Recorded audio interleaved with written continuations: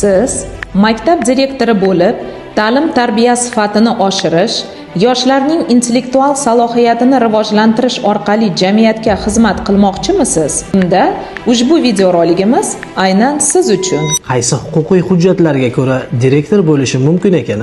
Ta'lim tizimini boshqarish, ta'lim muassasasi rahbarining vakolatlari belgilangan ta'lim to'g'risidagi qonun, pedagog maqomi to'g'risidagi qonun, maktab direktorlarini tanlashining yangi tizimi, belgilangan O'zbekiston Respublikasi Prezidentining maktabgacha va maktab ta'limi tizimini isloh qilish chora-tadbirlari to'g'risidagi farmoni, umumiy o'rta ta'lim muassasalarida direktorlar kengashi faoliyatini tashkil etish va direktorlarni tanlash tartibi tasdiqlangan maktabgacha va maktab ta'limi vazirining 2025-yildagi 296 buyrug'i kabi hujjatlar huquqiy asoslarni tashkil etadi. Direktorlikka nomzod bo'lish uchun menejerlik sertifikati talab etilar ekan. Menejerlik sertifikatini olish uchun nimalar qilishim kerak? Menejerlik sertifikati bu maktab direktori lavozimiga nomzod bo'lish uchun majburiy hisoblanadi. Vazirlik tomonidan menejerlik kurslari uchun ro'yxatga olish e'lon qilinganda, siz ushbu kurslarda qatnashish uchun ariza topshirishingiz kerak bo'ladi.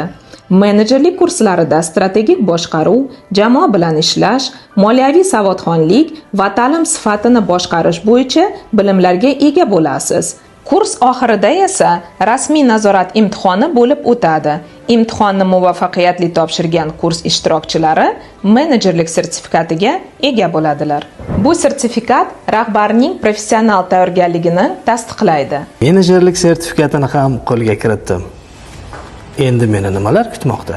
Menejerlik sertifikatini qo'lga kiritib, rahbar lavozimi uchun manager.uzdu.uz platformasi orqali ariza yuborishingiz mumkin bo'ladi.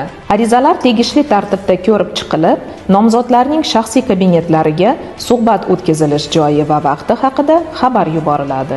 Direktorlar kengashi a'zolari qanday mavzularda savollar berishar ekan?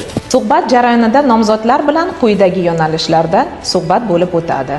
Ta'lim-tarbiya tizimiga oid huquqiy normativ hujjatlar va sohaga oid davlat siyosati, maktabni rivojlantirish strategiyasi, pedagogik jamoani boshqarish usullari, liderlik ko'nikmalari va mahorati, ta'lim sifatini oshirish mexanizmlari, korrupsiyaga qarshi kurash va shaffoflikni ta'minlash, muammoli vaziyatlarda qaror qabul qilish. Suhbat jarayoni ochiq, adolatli va video yozuv asosida o'tkaziladi.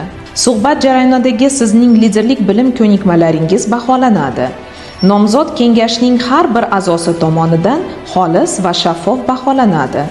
Baholash asosida siz kengash tomonidan direktorlikka tavsiya etilishingiz mumkin. Shaxsiy kabinetingizga suhbat natijalariga oid xabarnoma yuboriladi. Ushbu tavsiya rasmiy hisoblanib, hududiy boshqarma tomonidan sizning direktorlikka tayinlanishingiz uchun asos bo'lib xizmat qiladi.